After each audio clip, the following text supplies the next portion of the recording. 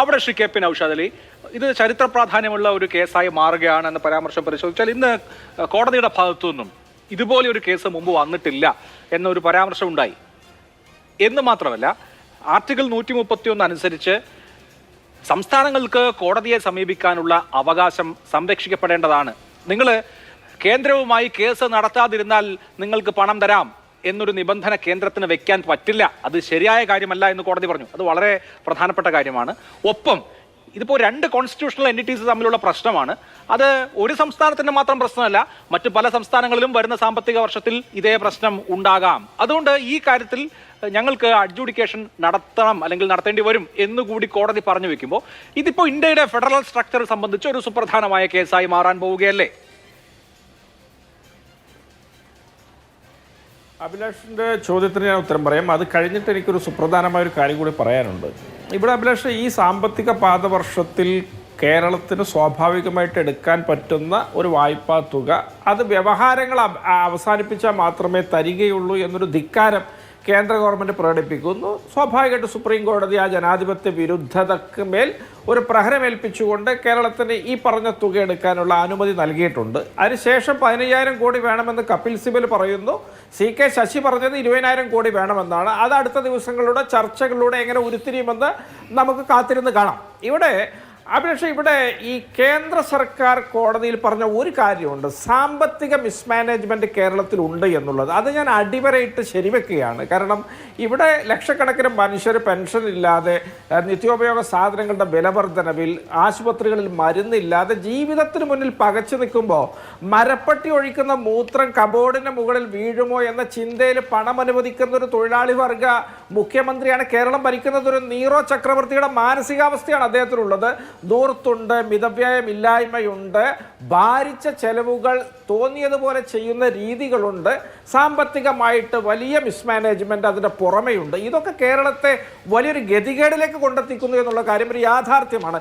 ഏതായാലും കോടതി വിധിയും തുടർന്നുള്ള ചർച്ചകളും ഒക്കെ നമുക്ക് കാത്തിരുന്ന് കാണാമെന്ന് പറയുന്നു. ഇതിനോടൊപ്പം എനിക്ക് പറയാനുള്ളൊരു കാര്യം, ഈ കേന്ദ്ര ഗവൺമെൻറ് എത്തരത്തിലാണ് ഈ ഫെഡറൽ വ്യവസ്ഥയെയും സംസ്ഥാനങ്ങളെയും ഇത്രമാത്രം വിവേചനപരമായി സമീപിക്കുന്നത് എന്ന് നമ്മളൊന്ന് മനസ്സിലാക്കണം. കാരണം 2014 നരേന്ദ്രമോദി അധികാരത്തിലേറുമ്പോൾ ഇവിടുത്തെ സെസ്സും സർചാർജുമായിട്ട് കേന്ദ്ര സർക്കാരിന് കിട്ടിക്കൊണ്ടിരുന്ന പിരിവ് കേവലം 1 ലക്ഷം കോടി ചില്ലാനമായിരുന്നു.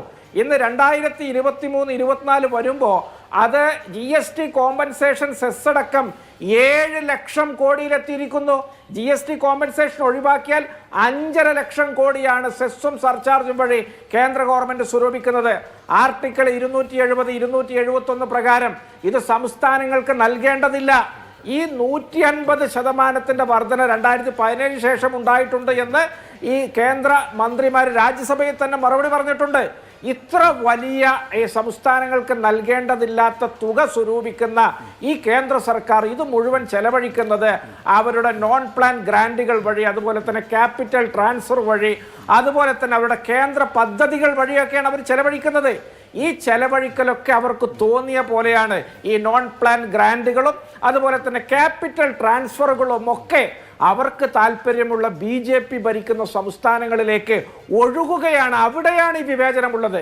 ഞാൻ പറഞ്ഞ ഈ 5.5 ലക്ഷം കോടിയും 7 ലക്ഷം കോടിയൊക്കെ ഇന്ത്യയുടെ ഗ്രോസ് റവന്യൂ വരുമാനത്തിൻ്റെ 30% വരുമെന്ന് നിങ്ങൾ ആലോചിക്കണം. ഈ ഭീമമായ തുക തങ്ങൾക്ക് തോന്നിയ മാതിരിയാണ് ഈ സർക്കാർ ചെലവഴിക്കുന്നത്. അവിടെയാണ് നമ്മുടെ ഫെഡറൽ വ്യവസ്ഥിതി കീറിപ്പറയുന്നത് എന്ന് നമ്മൾ മനസ്സിലാക്കണം. ഇത്ര വലിയ സെസ്സും സർചാർജും എങ്ങനെ വന്നെന്ന് ചോദിച്ചാൽ അഗ്രികൾച്ചർ, ഹെൽത്ത്, വിദ്യാഭ്യാസം തുടങ്ങിയ പല വകുപ്പുകളിലും ഡയറക്റ്റ് ടാക്സ് ഇവർ നിർത്തലാക്കി നേരിട്ട് സെസ്സിലേക്ക് മാറ്റിയപ്പോഴാണ് ഇത്രമാത്രം വർദ്ധിച്ചത്. ഇനി മറ്റൊരു കാര്യം കൂടി ഞാൻ കൂട്ടിച്ചേർക്കാം. ഇവിടെ CAGയുടെ കണക്കുണ്ട്. ഈ പറഞ്ഞ സെസ്, എഡ്യൂക്കേഷൻ സെസ്, എൻവയോൺമെന്റൽ cess, Swachh Bharat cess, agriculture infrastructure cess, ഇതൊന്നും നിർദ്ദിഷ്ട പൂളിലേക്ക് പോകുന്നില്ല. പിരിക്കുന്നതിൻ്റെ 50-60% ആ പൂളിലേക്ക് പോകുന്നില്ല എന്നൊരു CAG റിപ്പോർട്ട് 2018 മുതൽ ഇവിടെ നിലവിലുണ്ട്. എന്നാൽ ഇന്നത്തെ ഇന്ത്യ രാജ്യത്ത് ഇത്തരം ഭരണഘടനാ സ്ഥാപനങ്ങളൊക്കെ വരിയൊടക്കപ്പെട്ട കാളകളായി മാറിയിരിക്കുന്നു. അതുകൊണ്ട് CAGയുടെ പല്ലും ഇന്ന് ഒരു തരത്തിലുള്ള പ്രഹരവും സർക്കാരിനെ ഏൽപ്പിക്കുകയില്ല. അപ്പൊ ഇത്തരത്തിൽ നമ്മുടെ രാജ്യത്തെ അട്ടിമറിക്കുന്ന പുതിയ വ്യവസ്ഥിതി കൊണ്ടുവന്ന കേന്ദ്ര സർക്കാരിനെ നമ്മൾ പ്രതിക്കൂട്ടിൽ നിർത്തണം. അതുപോലെ തന്നെ തത്വദീക്ഷയില്ലാതെ പെരുമാറുന്ന സംസ്ഥാന സർക്കാരിനെ നിശ്ചയമായിട്ടും നമ്മൾ എതിർക്കണം. ഏതായാലും ചെകുത്താന്റെയും കടലിന്റെയും നടുക്കപ്പെട്ട കേരളീയരെ ഓർത്ത് വലിയ തോതിലുള്ള പ്രയാസവും വിഷമവും രേഖപ്പെടുത്താൻ ഞാൻ എൻ്റെ ഈ അവസരം പ്രയോജനപ്പെടുത്തുകയാണ് അഭിലാഷ്. ഓക്കെ.